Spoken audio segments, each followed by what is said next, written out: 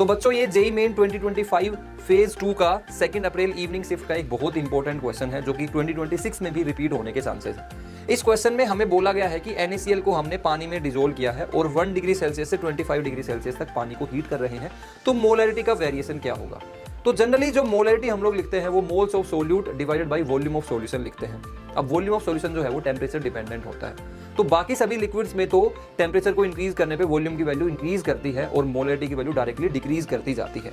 लेकिन पानी के केस में एक बहुत ही स्पेशल फिनोमिना होता है, वाटर की डेंसिटी 4 डिग्री सेल्सियस पे मैक्सिमम होती है। अगर वाटर की डेंसिटी 4 डिग्री सेल्सियस पे मैक्सिमम होती है, मतलब 4 डिग्री सेल्सियस से लेफ्ट साइड में as well as 4 degree Celsius से राइट साइड में, दोनों तरफ ही डेंसिटी कम होगी, यानी कि दोनों तरफ ही वॉल्यूम बढ़ेगा। तो 4 डिग्री सेल्सियस पे वाटर का जो वॉल्यूम है वो मिनिमम होगा, और क्योंकि मोलैरिटी हम लोग लिखते हैं moles of solute divide by volume of solution, so 4 degree Celsius पे वॉल्यूम मिनिमम होगा, इसलिए मोलैरिटी की वैल्यू भी मैक्सिमम होगी।